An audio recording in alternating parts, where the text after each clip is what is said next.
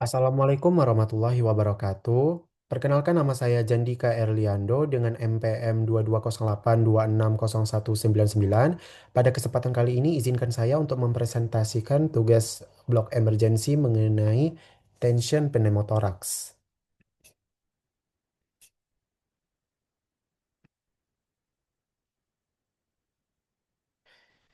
Baik, saya mulai mengenai definisinya. Jadi, tension pneumothorax ini merupakan suatu kegawat daruratan di mana kondisi yang mengancam nyawa, di mana udara terkumpul di rongga pleura dan mendesak paru-paru untuk kempes atau kolaps dan menggeser mediastinum ke sisi kontralateral sehingga mengganggu fungsi kardiorespirasi. Kemudian penyebab dari tension pneumothorax ini yang pertama itu bisa dikarenakan kecelakaan yang menyebabkan terjadinya trauma tembus atau tumpul. Kemudian barotrauma karena ventilasi tekanan positif. Kemudian pemasangan central vein catheter.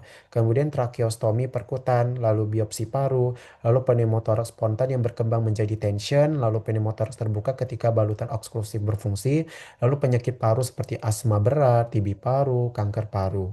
Kemudian faktor risikonya yaitu biasanya kan kalau kecelakaan yang nggak terlalu memakai pengaman, yang terlalu nggak yang tidak memakai alat pelindung, kemudian yang suka ngebut-ngebutan itu biasanya sering terjadi itu pada pria. Kemudian ventilasi mekanik, positive pressure ventilation, kemudian memiliki kebiasaan merokok, menderita penyakit paru, memiliki keluarga dengan riwayat pneumotoraks, kemudian pernah terserang pneumotoraks sebelumnya.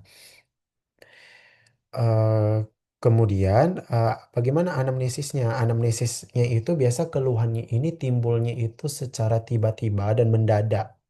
Yang mana keluhan pertama itu sesak nafas yang semakin memberat, kemudian nyeri dada unilateral atau di salah satu sisi, kemudian kegelisahan, lalu batuk kering, lalu riwayat trauma pada dada, riwayat penyakit paru sebelumnya, riwayat merokok, kemudian juga karena ini kasus kecelakaan itu bisa posing atau bisa terjadi penurunan kesadaran. Kemudian pemeriksaan fisiknya itu nampak itu takipnu, kemudian takikardi, kemudian tampak cemas. Kemudian tekanan darah yang rendah atau hipotensi, kemudian hipoksemia, lalu sianosis. Kemudian ruang antar iga itu bisa melebar, lalu gerakan didi dadanya berkurang, kemudian deviasi trakea ke sisi kontralateral atau berlawanan ke sisi yang sakit itu. Maksudnya itu ke sisi yang sehat. Kemudian distensi vena jugularis, kemudian getaran suara atau fremitus taktil menurun atau tidak ada. Lalu pada saat perkusi terdapat hipersonor, kemudian suara nafas menurun atau tidak terdengar di sisi yang terkena, lalu sianosis progresif. Kemudian bagaimana eh, pemeriksaan penunjangnya? Dan pemeriksaan penunjangnya itu dilakukan chest X-ray. Nah, dari pemeriksaan chest X-ray di sini didapatkan adanya gambaran di paru-parunya gambaran bayangan hiperlusen dengan corakan avaskular dengan ada garis pleural line, kemudian jantungnya pendulum dan sela iganya yang mendatar. Kemudian dari analisis gas darah arteri itu akan didapatkan hipoksemia dan juga didapatkan asidosis respiratorik. Kemudian bagaimana tata laksana kegawat daruratannya itu adalah lakukan primary survey. Yang pertama dari airway, kita pastikan dulu periksa jalan nafasnya, apa ada terdapat sumbatan jalan nafasnya atau tidak. Biasanya jalan nafasnya itu paten, kemudian terdapat distress nafas berat. Kemudian lalu breathing. Di breathing kita periksa oksigennya, kemudian saturasi oksigennya. Di situ didapatkan adanya takipnu, lalu hemitoraks tidak mengembang, lalu suara nafasnya menurun atau menghilang atau unilateral. Kemudian pada saat perkusi didapatkan itu hipersonor. Kemudian pada saat dilakukan auskultasi itu didapatkan suara nafasnya itu vesikularnya melemah. Kemudian circulation itu didapatkan eh, tekanan darahnya itu menurun atau hipotensi, kemudian dulu nadinya meningkat itu di atas 100 atau takikardi dan akralnya dingin itu dari ketiga ini udah menandakan tanda-tanda adanya shock. Jadi kalau misalnya dari dua didapatkan dua dari tiga ini itu didapatkan adanya shock. Kemudian disability dari cek kesadarannya, biasanya kalau pada kasus kecelakaan mungkin ada mengalami penurunan kesadaran.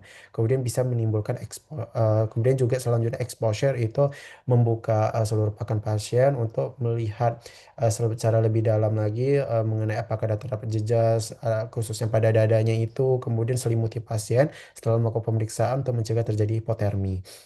Kemudian tata laksana awalnya itu dilakukan restorasi airway breathing circulation. Itu dilakukan dengan health tilt, chin lift, kemudian memberikan oksigen nasal kanul atau sungkup hidung, kemudian pemasangan infus ring laktat 1 sampai 2 liter habis dalam 30 sampai 60 menit. Kemudian pemberian obat sintomatis untuk misalnya obat nyeri itu bisa diberikan obat injeksi ketorolak. Kemudian bisa dilakukan dekompresi atau needle decompression pada dewasa itu ICS 5 anterior mid axillaris, sedangkan pada anak-anak itu dilakukan pada ICS 2 sampai 3 mid clavicula.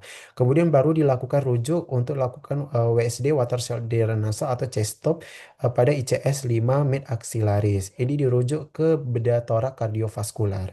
Kemudian komplikasinya itu bisa menimbulkan shock obstruktif, henti jantung, hipoksia berat, empiema, kematian. Kemudian prognosisnya, pneumotorax tegang adalah kondisi gawat darurat yang dapat menyebabkan kematian cepat karena kurangnya oksigen atau gangguan aliran darah ke jantung sehingga harus segera ditangani. Secara umum, prognosis pneumotoraks cukup baik bila mendapatkan pertolongan cepat dan perawatan intensif, terutama pada pasien muda dan yang sebelumnya sehat. Kematian akibat tension pneumotoraks tinggi jika tindakan yang tepat tidak diambil. Kemudian edukasinya itu kondisi ini adalah kegawat daruratan yang dapat mengancam jiwa atau mengancam nyawa. Gunakan sabuk pengaman atau perangkat pengendali pasif saat berkendara. Hindari kebiasaan merokok. Pentingnya kontrol penyakit paru kronik. Segera ke fasilitas kesehatan bila timbul sesak nafas mendadak. Edukasi pasca WSD itu seperti tanda infeksi, kemudian perawatan luka, sama follow up radiologi.